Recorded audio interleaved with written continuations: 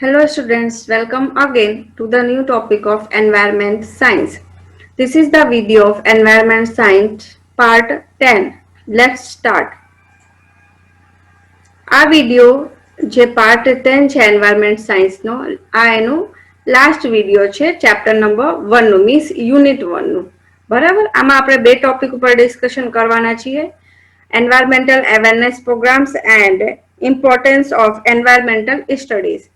હવે environment awareness પ્રોગ્રામમાં કેટલા પ્રોગ્રામ્સ છે અલગ અલગ એના ઉપર આપણે ડિસ્કશન કરશું. Since independence, government has introduced various awareness programs for developing sensitivity towards the environment. We will go through some of them. જ્યારથી આપણે આઝાદ થયા છે 1947 થી ગવર્મેન્ટ શું કર્યું છે ઘણા બધા વેરિયસ અવેરનેસ પ્રોગ્રામ બનાવ્યા છે જાગૃતતા માટેના પ્રોગ્રામ્સ બનાવ્યા છે એન્વાયરમેન્ટને તમે જાણી શકો એને સમજી શકો એની રીતના પ્રોગ્રામ્સ એ બનાવે છે તો for developing sensitivity towards the environment શેની માટે આ બધા પ્રોગ્રામ્સ બનાવ્યા છે કે તમે નેચરને સમજી શકો એન્વાયરમેન્ટને સમજો એના પ્રતિ તમે તમારા દિલમાં તમે સેન્સિટિવ થાઓ. We will go through some of them એમાંથી આપણે થોડા ઘણા તમને હું આમાં બતાવીશ. બધા આપણે આમાં ડિસ્કશન નથી કરવાના અમુક 8 પોઈન્ટ્સ છે 8 પોઈન્ટ્સ ઉપર આપણે એમાં ડિસ્કશન કરશું. First point is environment education awareness and training in a short form EEAT scheme. The objective of this scheme is to develop the understanding between human beings and environment. હવે આનું motive શું છે જે environment education awareness and training scheme છે એનું objective છે એનું એમ છે એની સ્કીમ છે કે હ્યુમન બીંગ્સ અને એન્વાયરમેન્ટ માણસો અને એન્વાયરમેન્ટની વચ્ચે જે અન્ડરસ્ટેન્ડિંગ ડેવલપ થાય એ એકબીજાને સમજી શકે. This is a flagship program of the government started during 1983-84 to develop awareness about environment at all levels of society and increased participation for protecting the environment. આ પ્રોગ્રામ ગવર્મેન્ટ ક્યારે start કર્યું હતું 1983-84 થી એમને સ્ટાર્ટ કર્યું હતું અને શેની માટે કર્યું હતું ટુ ડેવલપ અવેરનેસ ડેવલપ કરવા માટે about the environment at all level of society બધા ટાઈપ્સના સોસાયટીને અવેરનેસ કરવા માટે and increase participation for protecting the એન્વાયરમેન્ટને પ્રોટેક્ટ કરવા માટે પાર્ટિસિપેશન મીન્સ એમાં જે હિસ્સો લે ભાગ લે એને ઇન્ક્રીઝ કરવામાં આવે છે ઇન્ક્રીઝ થતા જાય છે. Second one is National Environment Awareness Campaign, NEAC. The main objective of this program is to develop environmental awareness throughout the nation. આનું મેઇન ઓબ્જેક્ટ એ છે પ્રોગ્રામનું કે જે આપણે એન્વાયરમેન્ટલ અવેરનેસ જે ડેવલપમેન્ટ કરી છે એન્વાયરમેન્ટનું તો થ્રુ આઉટ ધ નેશન આખા નેશનમાં આપણે એને કરવાનું છે. This scheme was started around 1986. એ ક્યારે સ્ટાર્ટ થઈ હતી આ જે સ્કીમ છે 1986 થી સ્ટાર્ટ થઈ છે and continue up to 2013 to 14 2013-14 સુધી કન્ટિન્યુ હતી. Approximately 12,000 institutes have participated in the country. આ જે પ્રોગ્રામ છે કેમ્પેન છે નેશનલ એન્વાયરમેન્ટ અવેરનેસ એમાં એપ્રોક્સ 12,000 ઇન્સ્ટિટ્યૂટ પાર્ટ લીધું હતું આમાં આ સ્કીમમાં. Third one is national green crops NGC. The objective of NGC is to make the children aware about environment preservation, sustainable development and develop them. આમાં આપણે જે children છે છોકરાઓ છે એમને આપણે અવેર કરી છે એમને એન્વાયરમેન્ટ માટે બતાવી છે એમના એન્વાયરમેન્ટના નેચરલ રિસોર્સિસ શું છે આપણે એને કેવી રીતે ડેવલપ કરવાનું છે એને કેવી રીતે પ્રિઝર્વ કરવાનું એ બધું એમને બતાવી છે અને એનાથી આપણે છોકરાઓને પણ ડેવલપ કરી છે. The scheme was started during 2001 to 2. આ સ્કીમ ક્યારે ડેવલપ થઈ 2001 થી 2 ની વચ્ચે આપણે સ્ટાર્ટ કર્યું. It includes more than 1 lakh eco clubs in the country. આમાં કેટલા ઇકો ક્લબ્સ ઇન્ક્લુડ થયા more than 1 lakh eco clubs આમાં એડ થયા આ સ્કીમમાં Till today, this program exposes children to take part in the process and convert their idea into creative action.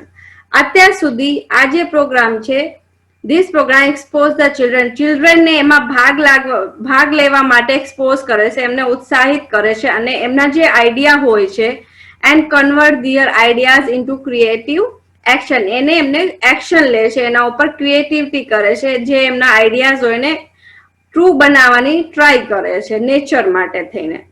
4 point is National Museums of Natural History.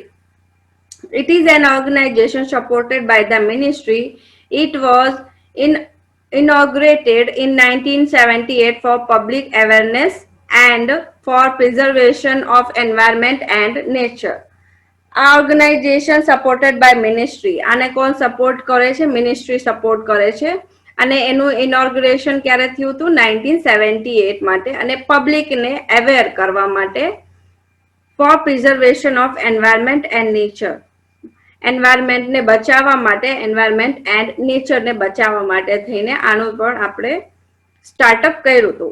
With the passage of time, 3 new museums were also developed as an extension program in Mysore, Bhopal and Bhubaneswar.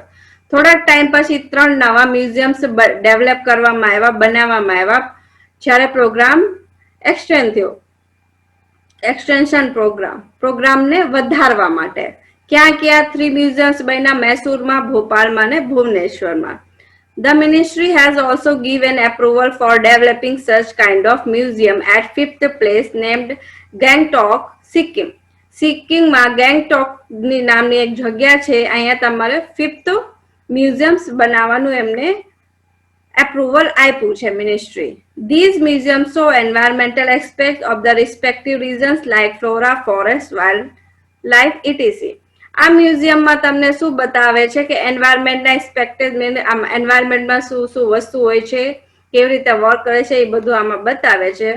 Of the respective reasons, કયા કયા રીઝન્સથી લે છે? Flora છે, flowers વાળી બધી જગ્યા હોય, forest છે, વાઇલ્ડ લાઈફ છે, જંગલ ને એ બધા છે, એ બધું આમાં એ બતાવે છે. મ્યુઝિયમ્સમાં એના ઉપર ડિસ્કશન, મીન્સ એના મ્યુઝિયમ્સમાં જેવી રીતે બધું દર્શાવી શકે, ચિત્રથી ડાયાગ્રામ બનાવે, એના વસ્તુ મૂકે એના ઉપરથી, એ બધી વસ્તુ જે પણ વસ્તુથી તમને ખ્યાલ આવે કે તમારે એન્વાયરમેન્ટને બચાવવાનું છે, એને તમારે લવ કરવાનું છે, એની સાથે તમારે સારી રીતે તમારે રહેવાનું છે. નેચરલ રિસોર્સેસનો યુઝ તમે જેટલું ઓછું જેટલું તમારે યુઝફુલ હોય એટલું જ યુઝ કરવાનું, વધારે પડતા યુઝ નહીં કરવાનું. એ બધી વસ્તુ મ્યુઝિયમમાં તમને દેખાડે છે.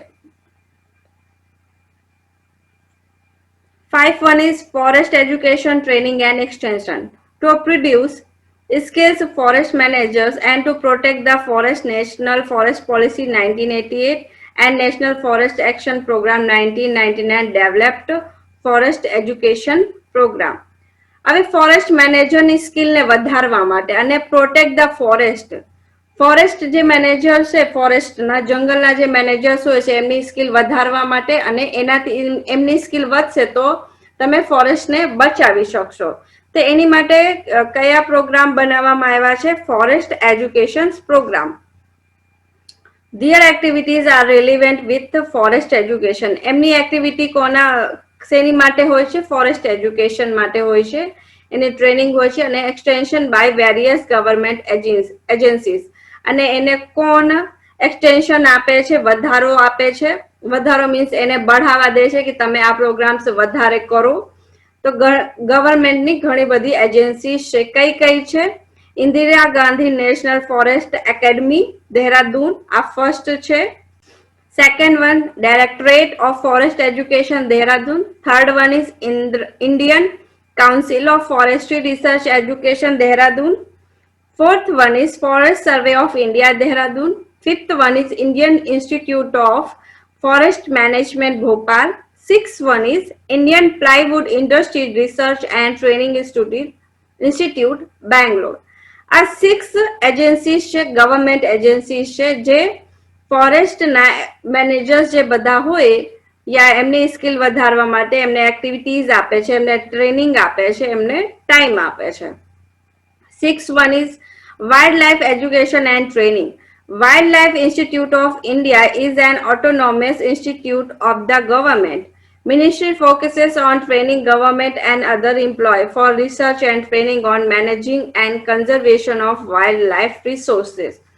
જે મિનિસ્ટ્રી છે wildlife institute of India is an autonomous institute of the government. આ ઓટોનોમસ ઇન્સ્ટિટ્યૂટ છે કોનું છે? ગવર્મેન્ટનું છે.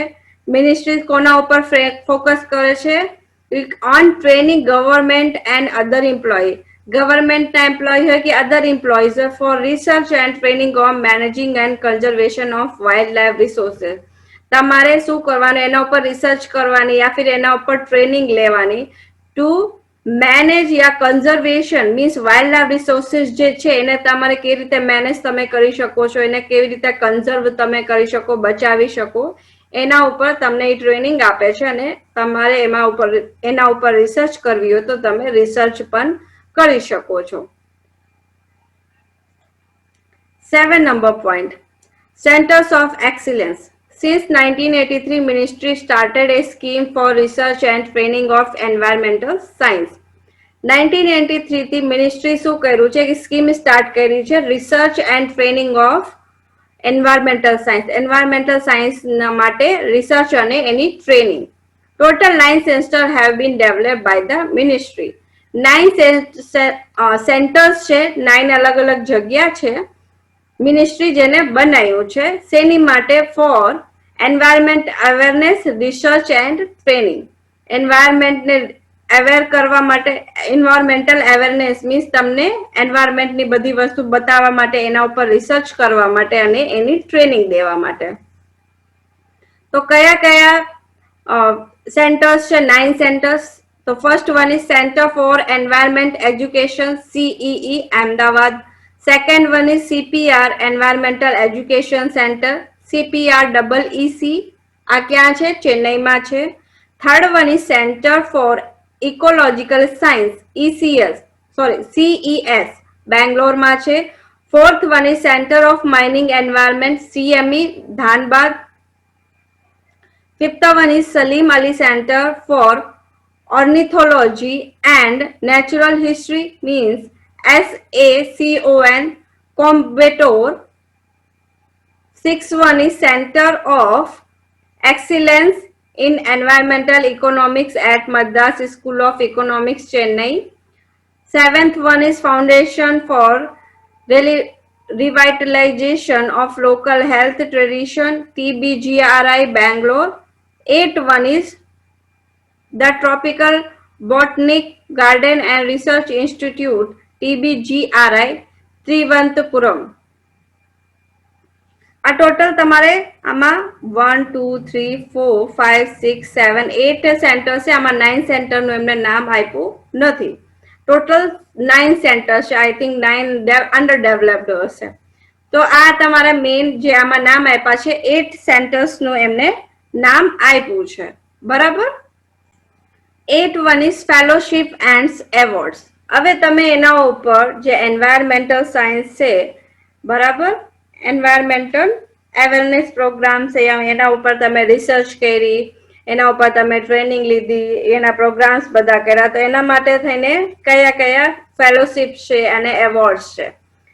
ઇન્દિરા ગાંધી પર્યાવરણ પુરસ્કાર, IGPP, Indira Priyadarshini Vriksha Mitra, IPVM, Pitambar Pant national environment fellowship, B.P.Pal national environment fellowship for biodiversity, Medini Puraskar યોજના.